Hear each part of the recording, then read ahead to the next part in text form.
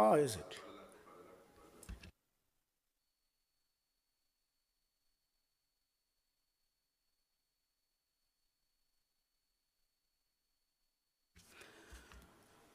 Good morning, Advocate Tebiele.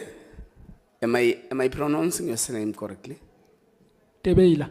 Tebeila. Yes. Okay. How are you? Good morning, honorable member and honorable members. I'm fine, thanks. Okay. Today we'll be having a conversation with you. Feel free and relax. It's a conversation about the institution of the public protector. There's water next to you if you happen to need some. Thank you. Are you the one who made the declarations in the questionnaire we sent you? Yes. Do you confirm that whatever you declared there is true? Yes, I confirm. Is there anything else you want to declare? No. There's nothing else you want to declare. Now, tell us about yourself and why you believe you're the best candidate to fill the vacancy of the Deputy Public Protector. You have 5 minutes to do that. Okay. Shadrach was born in a rural area in Anchabeling in the Limpopo province to a family of 6 children. And unfortunately, when 2 weeks after my 3rd birthday, we lost our mom to cancer. And then my twin brother and I had to be relocated to be under the care of my maternal aunt. And then 4 of my other siblings went to stay with my grandmother. And then I joined my siblings later, 8 years later. And then this may seem irrelevant, but it will be apparent why I'm raising these things. So, as I grew up in poverty, I experienced so much prejudice during my high school and my primary school. And the last year I owned school shoes was when I was in grade 5. And after that, I never owned school shoes and I never had a proper school uniform. So I was always at staff rooms and principal's offices on issues of school uniform, and that I felt is a prejudice to me, because I thought maybe there was a need for protection of my circumstances. And having grew up under those circumstances, I chose to study law so that I can use law as a tool to protect the underprivileged, as I was during my school days. So I enrolled for LLB degree at the University of Limpopo, and then I graduated in 2012, and after which I worked at the Constitutional Court for a year, and then I left to United States to study for Master of Laws on public interest law and policy, because that is where my interest is, public interest law. That is my interest. So, and then after I completed my LLM, I came back to South Africa, and then I started working as an advocate since 2014. And from 2014, I've been involved in public interest litigation and cases involving maladministration in government departments. For instance, unlawful appointment of educators and principals, and I litigated in such cases in the High Court, and some of the matters went to the Constitutional Court. So I'm confident that I'm the right candidate because of not only my experience as an advocate in public interest litigation, but also my passion for access to justice, because I can disclose that in most of my cases, I've done pro bono work because of realization that access to justice is very expensive in South Africa. So I'm an honest person, and I have integrity, and I demonstrated integrity in the sense that I represented the most indigent members of the community who cannot afford legal services, and I don't have any impediment or legal impediment to stop me from practicing as a lawyer. So, and I'm an impartial person and also independent person. Thank you. Honorable Klopper, we'll start with you this time. Then we'll give Honorable Engelberg, we'll give Honorable Nomvalo, Honorable Mutaung, Honorable Tsotetsi, Honorable Matafa, and Honorable Dena. You can come. Thank you, Chairperson, and good morning, Advocate Tabela. I would just first like to show appreciation for you sharing your story with us this morning. It's heartwarming, and it's great to see where you are today and giving back to the community in the way that you are. I'd just like to ask you a couple of questions, not many. First of all, do you agree that the delays on these child maintenance issues, those who are responsible for causing those delays should be held directly accountable? Is this something that you would pursue? I know you mentioned it, your child maintenance issues in your application, so is it something that you would pursue? Yes, and other than that, I think as a form of intervention, I'm thinking that magistrate at some point they should be given powers at least to grant interim orders pending any investigation. In cases where maybe there is no dispute on paternity, for instance, where maybe the only issue is the amount and not something which is prejudicial. So I think interim orders may also serve as a form of intervention to assist these kids to have access to. Wonderful. You've also mentioned education and teachers that are absent from classrooms, and it's obviously taking away time from our children. What specific change would you affect in making sure that those teachers are in class and giving the fair chance to our children to learn the lessons that they need to and what they're entitled to learn? I think technologically we must advance to a situation where these educators, when they report to duty, that is done electronically, not a physical signature like is done in schools. Maybe if there could be an electronic way of reporting to duty to say at 7 a.m. Maybe you tap something, and then when you leave, you must tap. I think that could somehow contribute to reducing this problem. Thank you. Honorable Engelberg. Thank you, Mr. Chair. Good morning, sir. Morning, Honorable Member. In your opinion,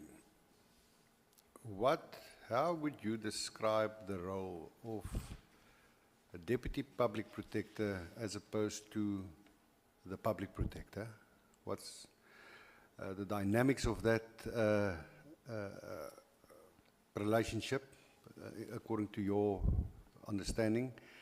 And then connected to that, how would you act in a situation where there is a fundamental difference of opinion between yourself as the Deputy Public Protector and the Public Protector? Okay. I think let's start with Section 25(3) of the Public Protector Act, which provides that the Deputy Public Protector has the powers as assigned to by the Public Protector, meaning the Deputy Public Protector will perform functions as designated by the Public Protector. And then it's only in terms of Section 25(4) where the Deputy Public Protector will perform the duties of Public Protector in the absence of the Public Protector. So, as in for where there is a conflict between the Deputy Public Protector and the Public Protector, I think the most viable way is to uphold or use collegiality. Remember, in workplaces, there will always be difference in terms of opinions. So, and everyone will have his or her own opinion. So I think I will sit down with the Public Protector and then we discuss the issue. And if we don't meet minds, there is always a decision maker. And if that is within her jurisdiction to decide, and then she will decide that. But that should be done after having a conversation, a deep conversation on the issues, and outline my views, and then the Public Protector will also advance his or her views, and then the decision at the end of the day must be taken. Thank you very much. Then just my last question. How do you see the Public Protector's role as an institution? Would you describe it as a passive adjudicator between citizens and the state, or would you have it see it as a more investigative role requiring pro-action in certain circumstances? And please tell us why you see it as that, and how do you think either of the two should be embarked upon? I think proactive role should be a way because of the nature of the office, and most importantly, the nature of the complaints which are resolved in that office. So there should be a proactive role to ensure that, most importantly, that investigations are done in accordance with the law, and all the parties involved are given an opportunity to give their views. And that will be also in line with the decision in the matter of Mele and Kandian, where there were discrepancies in relation to the investigations. And then the court was of the view that there was no proper investigations of the evidence presented before by the Public Protector. Thank you, Honorable Nomvalo. Good morning, Advocate. Morning, Honorable Member. Yeah, maybe as a compliment, what is fascinating to me is the experience that you have acquired so far while we are still very young. Thank you. I think that is the most interesting part for me. Now, the question that I have for you is one: do you believe that the Public Protector can be politically influenced?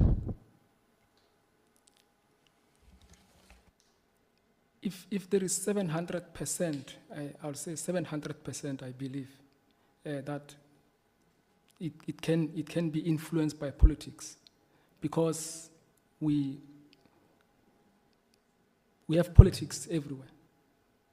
Yeah, maybe my question should be like this: in terms of the appointment of the Public Protector and the Deputy of Public Protector, in terms of Section 2A of the Public Protector Act, the appointment is done by the President. Yes. And the Constitution dictates that the Public Protector must be independent and impartial. Correct. Is the current order of appointment not a threat to independency and impartiality, in your own view? No. Okay. The most important part which we must not overlook is the fact that the whole process of appointment is done in public. Everyone is watching the process. And I personally applaud the part of State Security Agency, the vetting process, which candidates must go through. And then the fact that interviews are conducted in open space where members of media are present, for candidates to openly give their views and for everyone to watch. Okay. The section or the part that talks about the public protector in the Constitution only has 2 clauses. You agree with me, right? Section Are you one- aware of that? Section that it only has 182. 2 clauses. Section 182. Yes. Yes. In terms of section of that clause, which powers are conferred, I mean, to the president in terms of investigating the organs of state? Can you elaborate on that? Are conferred by the Constitution to the public protector. To the public protector. Yes, in terms of investigating the organs of state and so on. Okay. What I know is that the public protector is accountable, okay, has a mandate to investigate any conduct within the government departments or public administration, which conduct may pose a threat to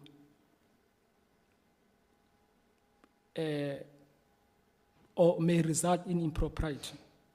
And then the most important duty on the public protector is that after investigating the matter, there must be an action, remedial action in the form of remedial action maybe, and then a report to Parliament also on their functions. All right. Now, let's say one day, because the Act says in the absence of the public protector, let's say you are appointed as the deputy. Now, in her absence, you assume her responsibilities Yes, in terms of Section 25(4). of the public protector. Yes. Now, in the event where she's unfit, for whatever purpose, and then you wake up to news that out of 257 municipalities in South Africa, only 27 have received clean audit. What would be your reaction, and what action would you take as the public protector in that regard? Okay. Remember, in execution of your duties as the deputy public protector, or even as the public protector, you must act in accordance with the law. So, and you can't just abruptly take decisions. You must be guided by the law. I'll have to apply the law under those circumstances. I can't just give directions or directives without following the proper processes of engagement. Does the public protector have powers to initiate investigations, having not received any complaint? In terms Can of on her own initiate yes, investigations? section 6 gives powers on the public protector to initiate investigations or in the That- absence of any complaint. Okay, the last question is that the scourge of corruption is rife in South Africa. In the presence of these Chapter 9 institutions, which were established, 1, to strengthen democracy, but 2, to fight corruption, like the public protector, public protector's office. Now, where are we getting it wrong? Because we've got all the support, system in terms of the institutions like this one, the public protector's office. Crime is growing on a day. Corruption is growing at the expense of the poor and the taxpayers. It's growing on a day-to-day basis. Where are we getting it wrong? What is your view? Okay, I think we should not only look at the corruption part of the whole thing. Other factors which play a major role in collapsing of institutions include incompetent appointments, which must also be looked at. I think we should have systems in place to ensure that we appoint competent people in positions of power, and proper trainings also of the appointed, because you may be appointed and then 3 years later there are developments, maybe technological developments, which you must adjust to. Then I think trainings are also important. And the corruption part of it is, I think the way to resolve that is to enhance laws to deal harshly with those who are on the wrong part of the law. Thank you, Chair. Thank you, Honorable Mutau. Thank you, Chair. Good morning, Advocate Sekame. Good morning, Honorable Member. Wow, I'm impressed.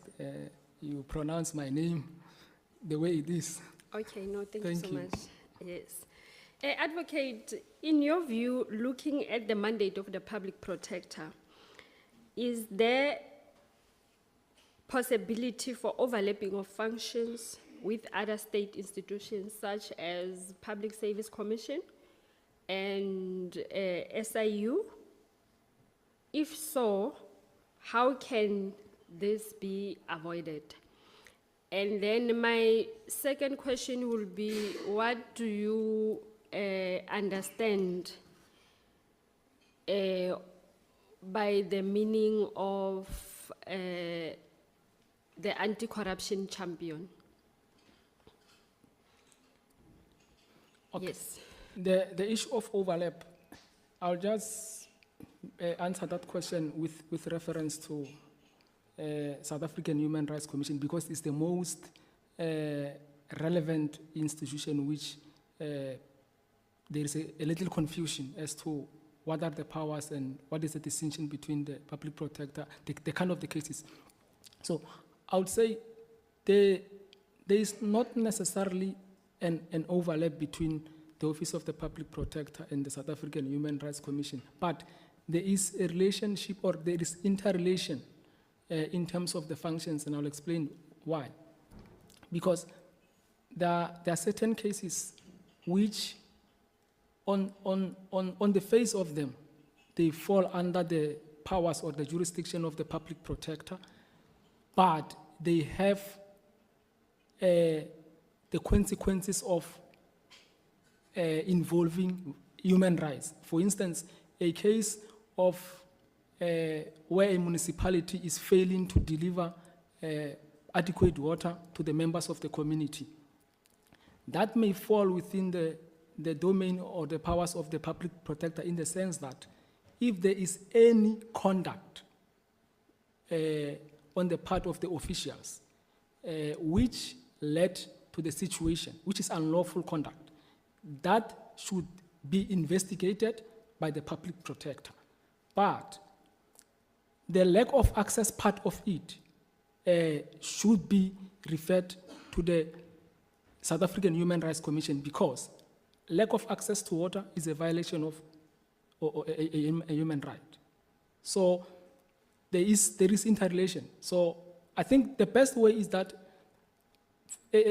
with the example I've given, if a case of that nature comes to the attention of the public protector must also advise that the part of the human rights violation be referred to the Human Rights Commission, because the Human Rights Commission may give a directive that the water be restored immediately without much investigations. But the issue of a conduct should be investigated. Okay. In your view, or part of your research before you take a decision to apply for this position, what do you think are the challenges or risks that are facing the Office of the Public Protector South Africa. In those challenges, please give us some solutions that you think can assist the office to function more better. The first challenge is a delay in finalization of the cases. And that is very, very, very important to be resolved, because justice must be done as soon as possible. So my proposal is that in order to ensure that cases are finalized in time, there should be case management, and the case management should not only be at the national or at the head office of the public protector. It should go to the provinces and the regions, where maybe provincial managers and regional managers should serve as case managers and come up with a strategy on how to ensure that investigations are done in time and which cases are old cases, and give turnaround times as to when should the matters be finalized. And another challenge, which may not be necessarily a challenge within the Office of the Public Protector, is access. In the village I come from, not many people know the functions of the public protector, know the mandate. So I think we should extend awareness to the members of public to be aware, and that can be done through radio stations, including public radio stations and community radio stations. I'm mentioning community radio stations because I know there is a slot there, free slot. I've been involved in radio stations where, in cases where they invited me maybe to deal with certain legal questions. And then I can assure you there is a slot there. So if the Office of the Public Protector can make use of radio stations just to make the members of community to be aware of the existence of that office and the work of that office and how to access that office. Thank you, Honorable Sotetsu. Thanks. Thanks and good morning. Good morning, Honorable Sotetsu. Sharp. You advocate, you appear to be very young and someone that can assist us to build in terms of succession of the Public Protector's Office. Now, in your view, what do you think would be some innovative initiatives that could assist the Office of the Public Protector to better deliver in its mandate? So the question again? I'm saying, in your view, what do you think could be the innovative initiatives that could assist the Office of the Public Protector to better deliver in its mandate? Yes, I think part of it I did with the most important is that office cannot execute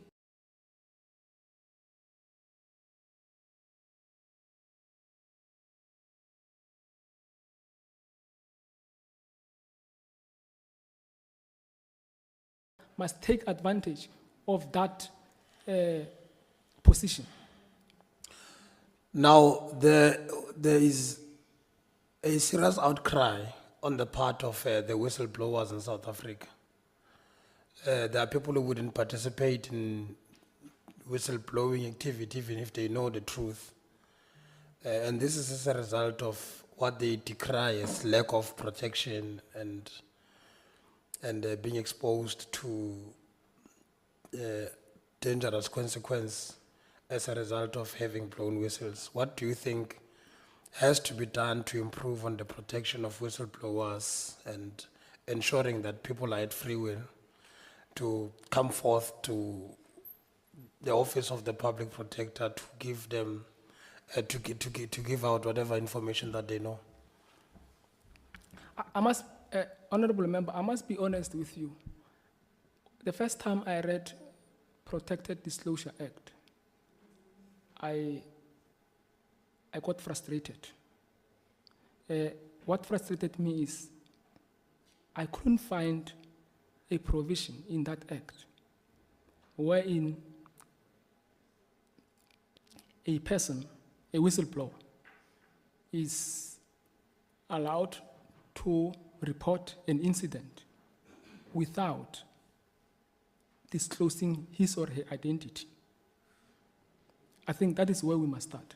So my view is there should be amendment of Protected Disclosure Act to include a provision where if you want to report an incident as an employee, you can do that without identifying yourself.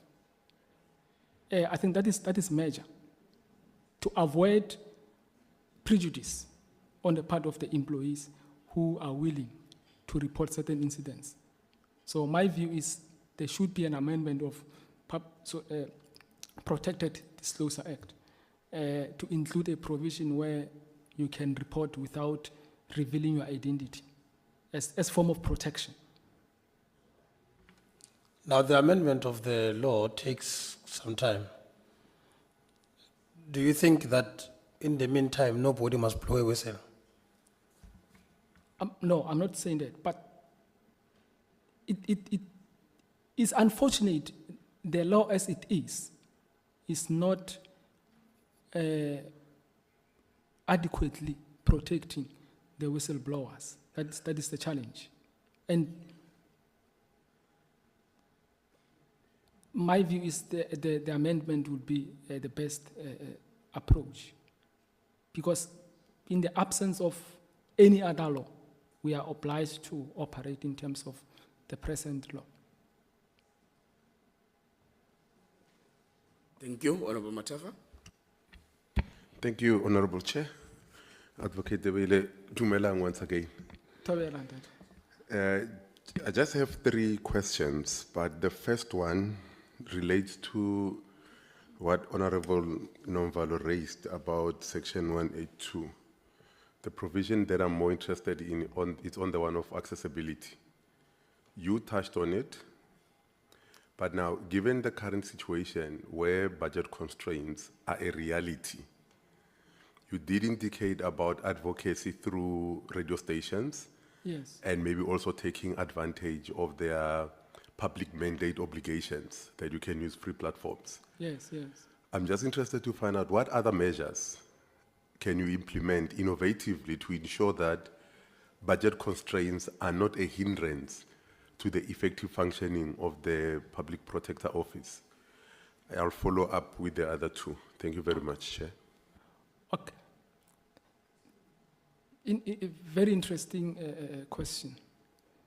I think we should also, that office should also consider alternative dispute resolution method or mechanism in terms of which maybe the office should avoid lengthy investigations which are costly, of course. And maybe in a case of a complaint, they call both parties. Instead of taking the longest route, the matter is mediated and resolved without the lengthy process of investigations. And I believe there are certain cases which can be resolved through mediation instead of the longest route. So mediation may be one of the mechanism to cut costs in terms of investigation part of that office. Thank you very much for that response. Have you ever been involved in a alternative dispute resolution case? And if you have, can you just share your experience and how you approached it, or how you influenced the process to end at that stage? Thank you, Chair. It was not a matter of formally being appointed as mediator, but in my practice as an advocate, there are certain cases wherein I was briefed, and I was of the view that these kind of cases should not be resolved through court processes, and mediation should be the best way. I'll give you an example of, I think 4 years ago, there was a case wherein the two families, okay, the deceased was a man with 2 wives, but the other one was married in terms of the customary marriage after the civil marriage. And that marriage automatically, in terms of the recognition of civil customary marriage, is unlawful and invalid. So, but my view was, we have this woman with kids, and the family knows about her. Everyone knows this woman as the wife to the deceased.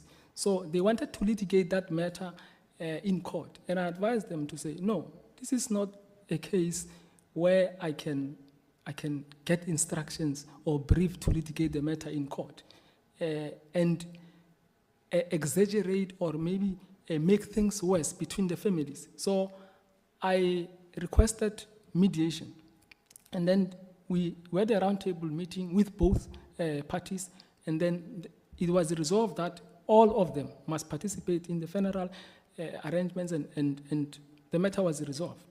Because I believe that if we litigate this matter, we may make things worse between the families, and there were kids involved.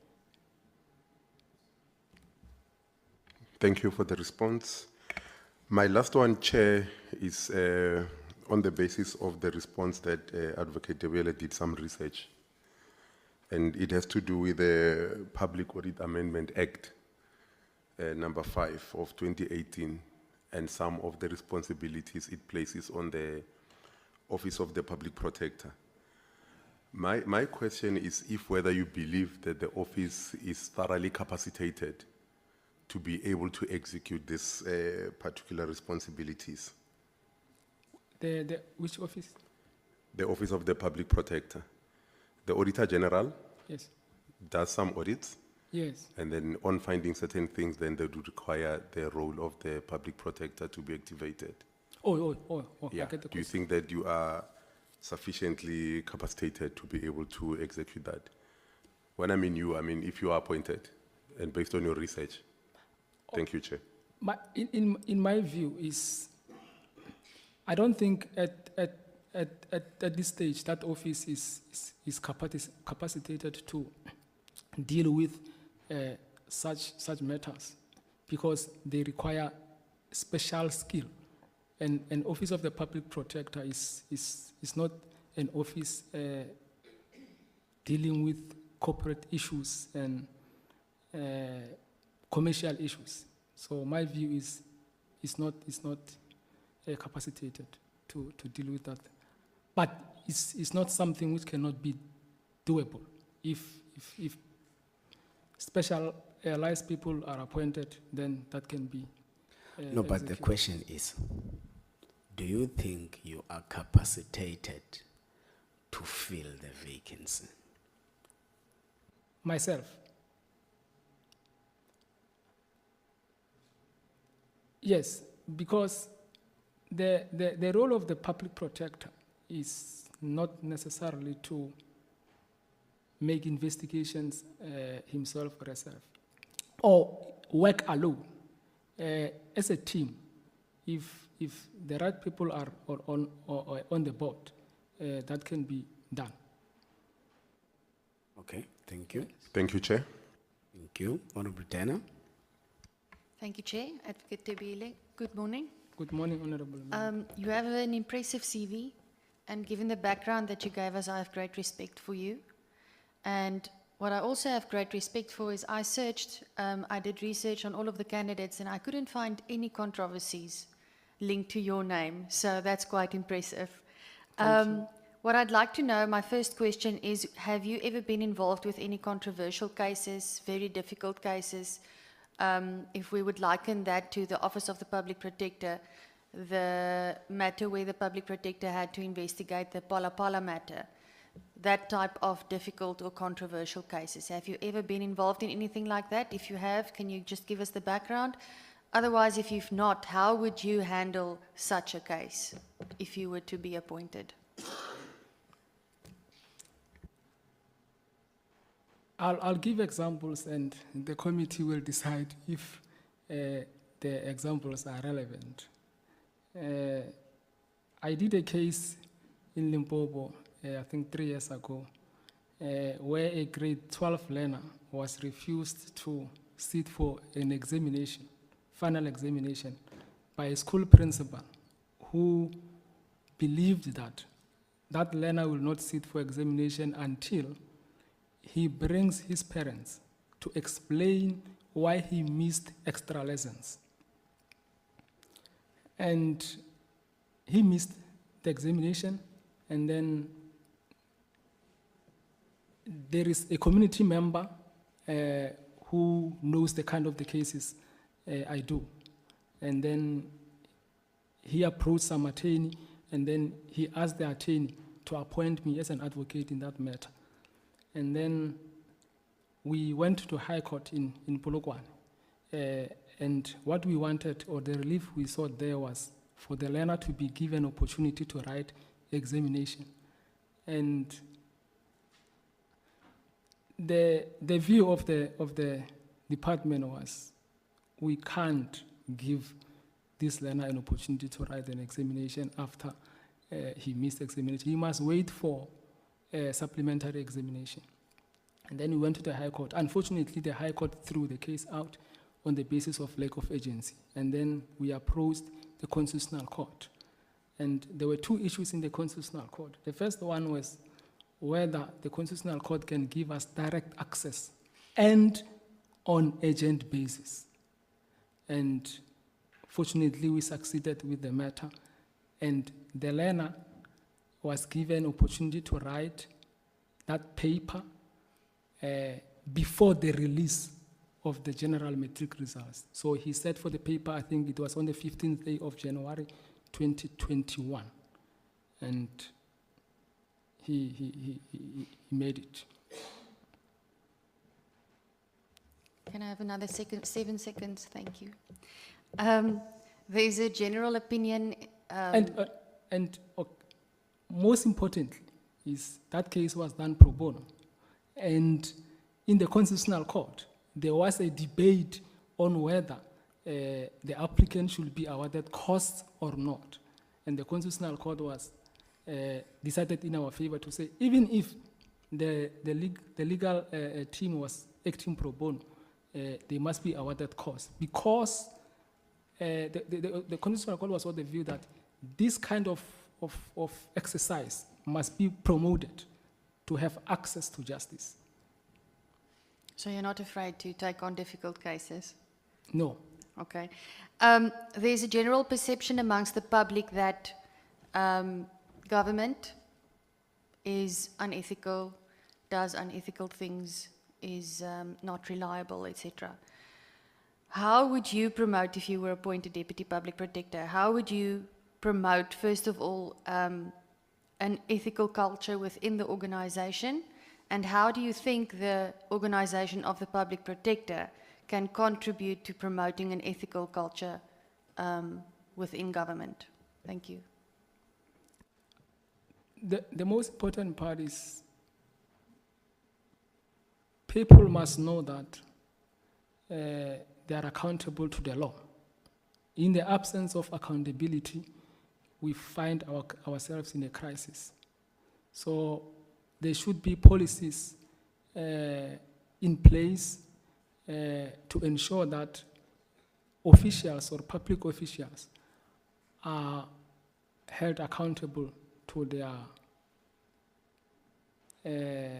misconduct or unlawful activities.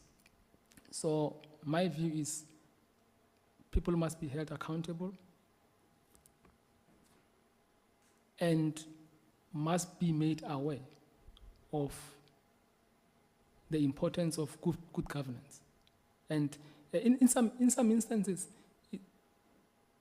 as I indicated before, it's a matter of incompetence. And lack of trainings. So there should be trainings to ensure that people are up to standard.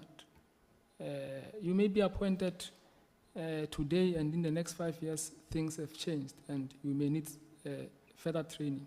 So sometimes it's about lack of training on certain aspects. Thank you. Advocate Tebele, Honorable Dana asks you a question of whether or not have you ever been involved in a controversial case. You mentioned, yes, one, of a person, exams and stuff.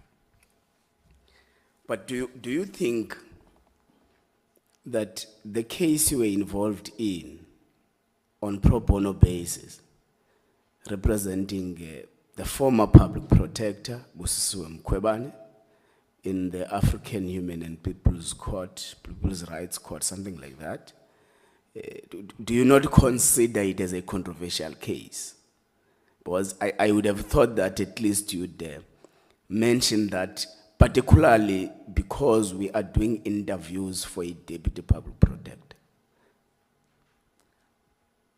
Honestly, Honorable Member, when the question was posed, that was the first case which came to my mind. But my challenge was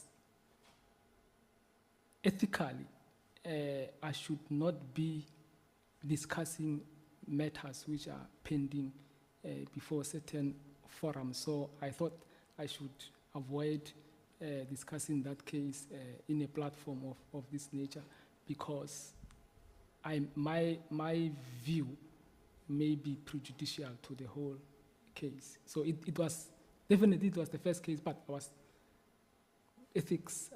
I must abide by the ethics and avoid discussing, especially that the opponent may not be have an opportunity to raise. Look, there's nothing wrong representing anyone. Yes. The question that was posed is your involvement in such kind of cases. Yes. What is ethically wrong on mentioning a case you are doing on pro bono basis, particularly when you declared in this interview that you do a lot of pro bono work? Oh yes. Okay. The ethical part was to discuss the merits, the merits of the matter. But I'm not. I avoided to raise it because I would be required maybe to deal with the merits, because when you say this is the most controversial case, you must get into the facts, like I did when I disclosed the facts of the matter, the previous matter I mentioned. Yes, but did you understand the question from Honorable Dana that it had nothing to do with the merits? Of course. It had something to do with your involvement in a case. To that extent, it forms part of the most controversial cases I've done. Okay. Would you consider it an unethical practice to just mention that you're involved on pro bono basis, as you mentioned before? Not at all. Okay. Not at all. Fine. Yes. For financial year 2024-2025,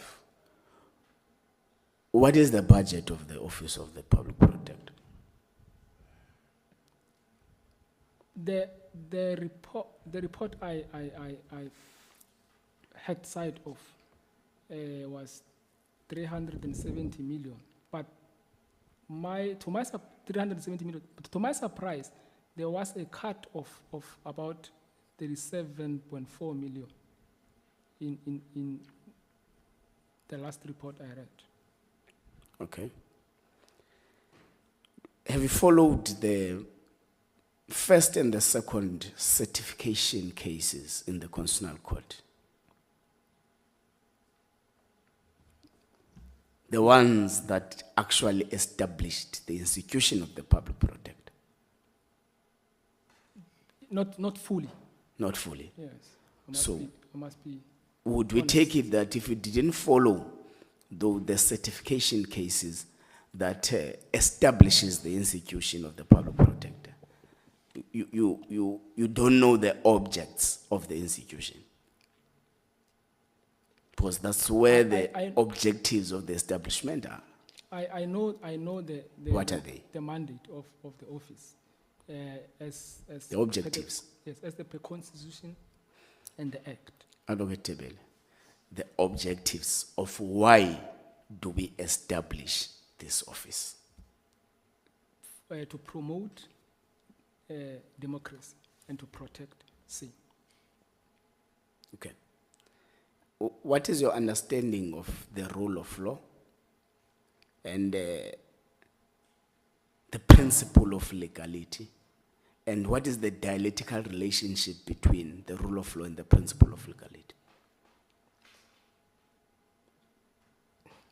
Okay.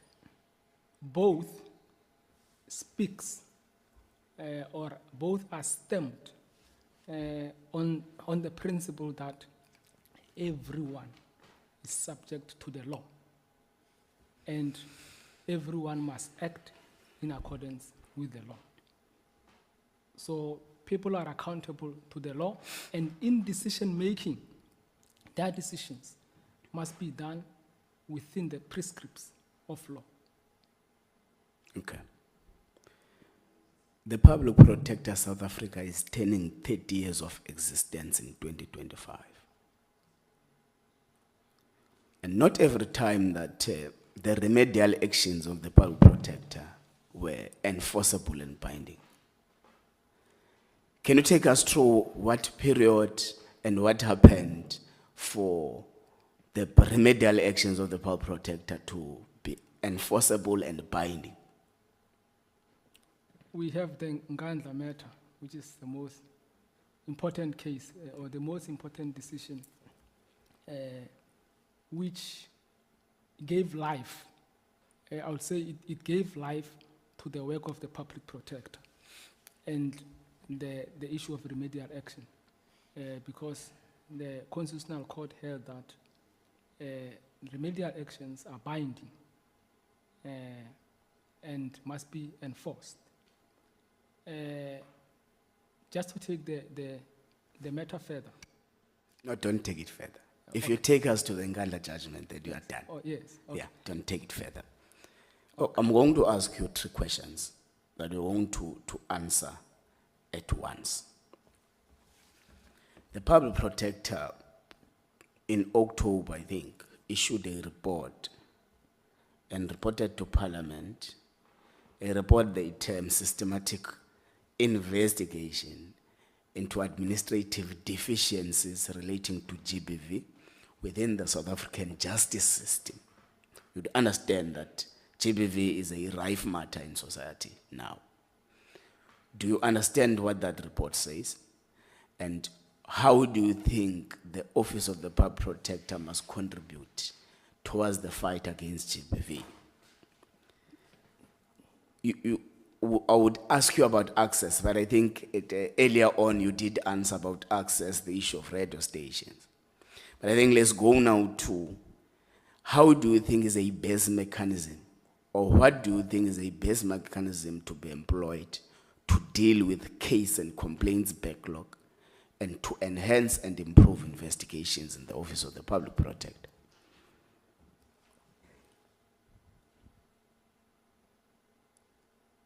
Of course, on the issue of methods which can be used to enhance proper investigations by investigators, I think if not mistaken, I mentioned the fact that there is a need for proper training of investigators. You know, time moves. And I indicated earlier on that you appoint a person today in a particular position, and then the developments of technology and other things may be impediment for that person to carry out the mandate. So I think investigators must be well trained in terms of also technology, because there are certain crimes now which are done technologically. So there should be proper training of investigators, and they must have timelines put into place as to finalization of these cases and follow-ups on how far are you with this matter, including old matters and new matters. And the issue of GBV,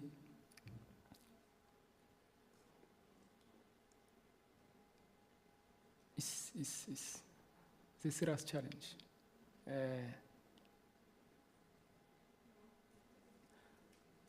And my submission is, as part of trying to resolve this, I think we should come up with strategies on how best we can equip police officers on investigations of this kind of cases.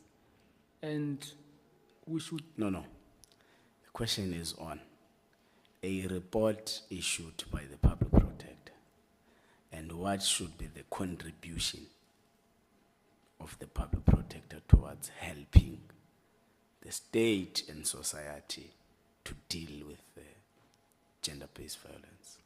Or the contribution of the Office of the Public Protector. Oh.